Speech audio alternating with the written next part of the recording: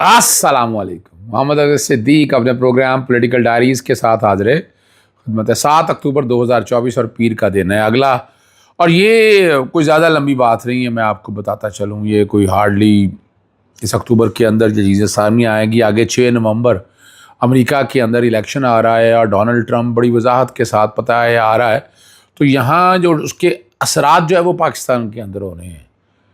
Ali mean Gandapur को जितना अरसा गायब रखा वो ठीक है। मसलत में अगर कोई बातें उन्होंने कर दी हैं, इंतज़ार करना चाहिए वो इमरान खान साहब से मिल के आएंगे, फिर वो बात सारी सामने रखेंगे और क्या कहना।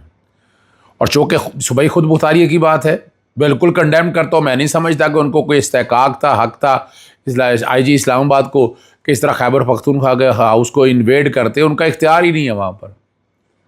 यानी इस्लामाबाद यानी अगर जाना भी है तो वहाँ पहले इजाज़त लेनी होगी खैबर पख्तूनख्वा की, या मजिस्ट्रेट से आपको परमिशन लेनी होगी अंदर जाने के हवाले से। और ये मैं क्लियर हूँ, मैं वकील के हवाले से बात कर रहा हूँ। यानी ये उसी तरह से होता है कि जब बैरून मुल्क कोई एम्बेसी हो तो वो एम्बेसी जो है तो उसी मुल्क की सरजमीन कहलाती है, और इसके लिए इंटरनेशनल कन्वेंशन मौजूद है। यहाँ पाकिस्तानी कवानीन मौजूद है और बड़े क्लियर कवानीन हैं कि जो कुछ हुआ गैर कानूनी, और इस पर IG को मुस्ताफ़ी होना चाहिए, वज़ीर दाखिला को मुस्ताफ़ी होना चाहिए, वज़ीर आज़म को मुस्ताफ़ी होना, जो मर्ज़ी आप कह दें। यानी और ये रवायात कायम होनी बड़ी ज़रूरी है। मैं आपको बताता चलूँ, मैं आपके साथ और आलिया हमज़ा की जो वीडियो वायरल ऑडियो हुई है, मैं उससे इत्तफाक नहीं करता जिसमें कहा गया कि जनाब PTI की क़यादत ने लिखे, बहुत से देखे मामलात क्या है। MNAs तो बिल्कुल बाहर नहीं निकलने थे और ना निकलने देने चाहिए थे कि आज उठा कर ले जाएं, लेकिन अब आईनी तरमीम तो रह गई पीछे। यानी ये जिस तरह लोग बाहर निकल आए हैं ना, जिस तरह चार्ज हो चुके हुए हैं, अब ये उनके और अंदर के तक जो रिपोर्टें गई हैं उन्हें बड़ी परेशान कन रिपोर्टें गई हैं। उन्हें नहीं अंदाज़ा था कि लोग इतनी रुकावटों के बाद ये फ़ौज के डर से या रेंजर्स के डर से नहीं पहुँचेंगे। लोग पहुँचे हैं और लोग अपना कुछ ग्रुपों की शक्ल में और इन शक्लों में वो वहाँ तक आए हैं।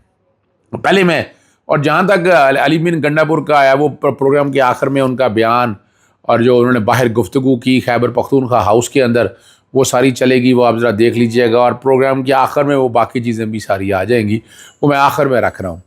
और उन्होंने कहा कि ये हमारे ये जंग जारी है, इस जंग का आगाज़ तुमने किया लेकिन इख्तिताम हम करेंगे।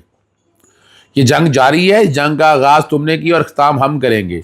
जेल में जाने से कबल कहा था कि पाकिस्तान के लिए मुज़ाकरात के लिए तैयार हूँ, तुम आओ आकर बैठ जाओ। इस मुल्क के आइन और मुस्तकबिल के लिए हमारे खौफ के बुत ख़त्म हो चुके हैं।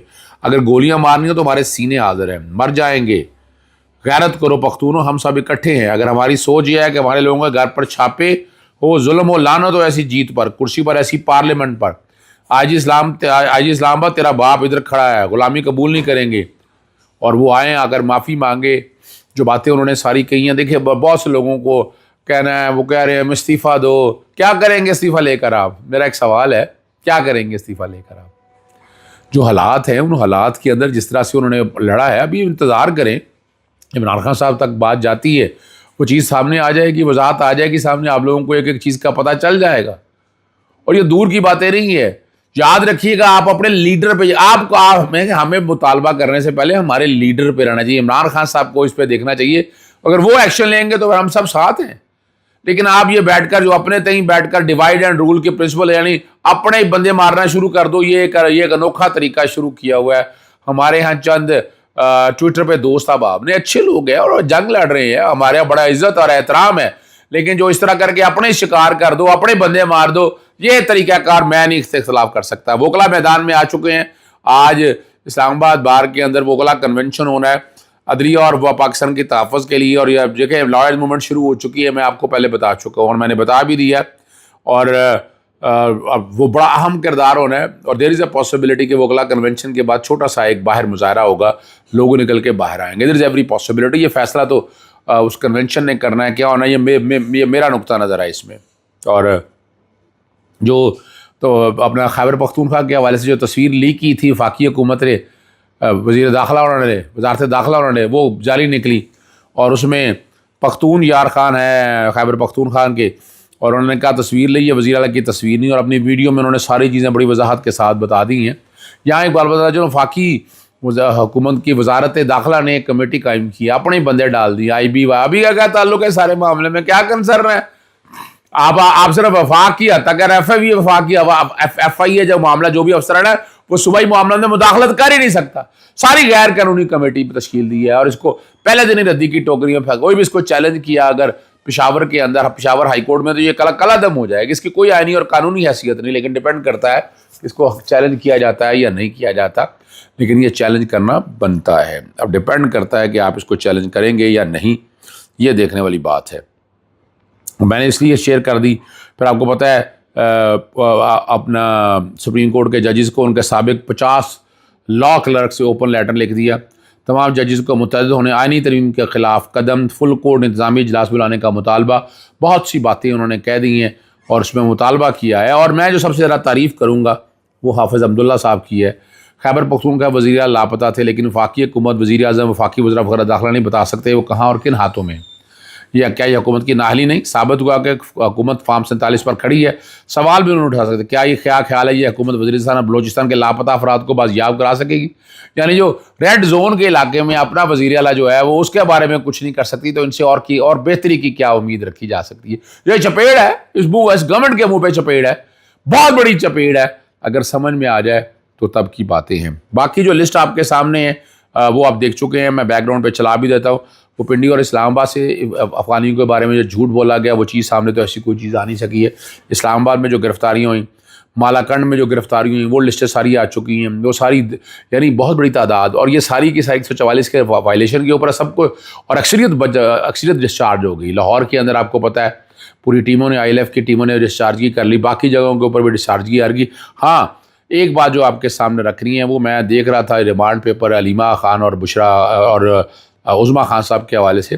وہ 20 دن کا جسمانی ریمانڈ مانگا انہوں نے میجسٹریٹ سے, ٹھیک ہے نا جی, اور چونکہ وہ ڈیوٹی میجسٹریٹ تھے انہوں نے راہداری ریمانڈ دیا. یہ اخراج کا مقدمہ تھا, انہیں ڈسچارج کرنا چاہیے تھا اس سارے مقدمے میں. جتنا جو کچھ لکھا ہے انہوں نے لفظ یہ لکھا ہے کہ 144 کی خلاف ورزی کی ہے, ٹھیک ہے نا جی, اور اے ایس آئی کو مضروب کرنے کی باتیں ہو رہی ہیں, مجمع اکٹھا کرنے کے والے سے باتیں ہو رہی ہیں. یہ ساری باتوں کو سامنے رکھ کے ان کے اوپر الزام ہی کوئی نہیں ہے اپنا جو یہ ثابت کرتا ہو کہ یہ 780 اٹریکٹ ہوتی ہے. آج انتہائی دہشت گردی کی کوڑ میں پیش کیا جائے گا, اور یہ بریت کا کیس ہے, ٹوٹل 100% یہ بریت کا کیس ہے. یہ ان کے گلے پڑنے والے ہیں کسی سارے, اب دن دور نہیں ہے, اور جو قوتیں ایکٹیو ہوئی ہیں آپ کو اندازہ ہو جائے گا.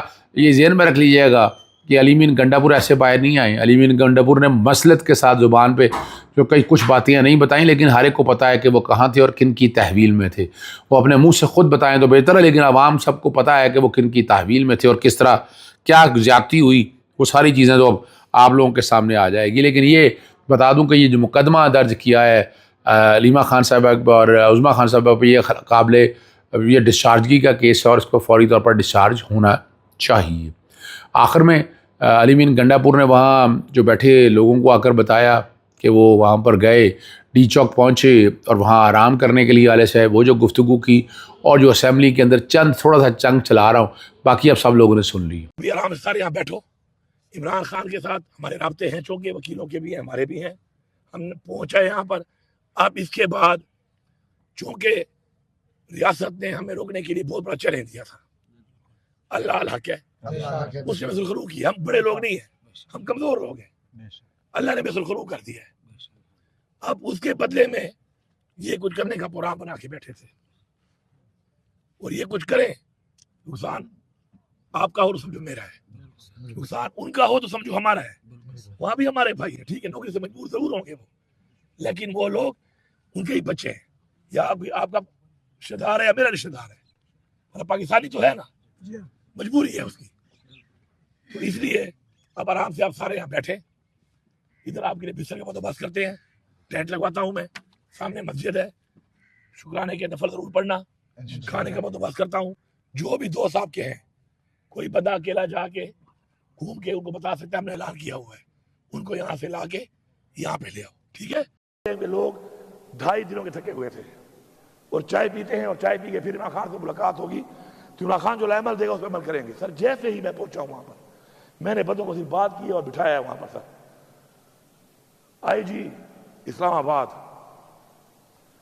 ود رینجرز اور پہلے سے کنٹینر لگا چکا تھا ہمارے گیٹوں پہ. یہ ہے کون؟ کے پی ہاؤس ہماری اس صوبے کی پختونخوا کی ملکیت ہے. اگر یہاں بیٹھے ہوئے لوگ اس بات پہ کھڑے نہیں ہوتے نا، پھر جاؤ پختونخوا کے بجائے کوئی سندھ چلا جائے اپنے لیڈر کے پاس، کوئی پنجاب چلا جائے اپنے لیڈر کے پاس. یہاں مت بیٹھو. اگر تمہیں اپنے صوبے پہ غیرت نہیں ہے، تمہیں اپنے صوبے پہ غیرت نہیں ہے، اپنے صوبے کی عوام پہ ظلم ہوتا ہے، تمہاری پارٹیاں کرتی ہیں، تمہیں اس پہ غیرت نہیں ہے، کس بات پہ غیرت کھاؤ گے؟ کہ بس ہمیشہ فارم 47 میں بن کے آ جاؤ گے؟ اگر فارم 45 پہ بھی سوچنا تم آ گئے، پھر بھی تمہاری کرسی کا کوئی فائدہ نہیں ہے. اگر تمہاری سوچ ہی ہے کہ تمہارے لوگوں پہ ظلم ہو، ان کے گھروں میں چھاپے لگے، ان کی ماں بہنوں کی عزتوں کے اوپر چادر چاردیواری پامال کی جائے، اور تم کہو کہ چلو یہ کمزور ہوگا میں جیت جاؤں گا. لعنت ہے ایسی چیز پہ، لعنت ہے ایسی کرسی پہ، لعنت ہے ایسی پارلیمنٹرین بننے پہ کہ آپ اپنا سارا کچھ تباہ کر کے لوگوں کا آپ کہیں کہ میں جیتنے میں آسانی پیدا ہو جائے مجھے. اس نے آ کر سر ڈائریکٹ فائرنگ کی ہے، ڈائریکٹ شیلنگ کی ہے اور دھاوا بول دیا ہے. یہ پتہ نہیں ہے پکڑنے کس کو آیا تھا، ایف آئی آر کس پہ تھی.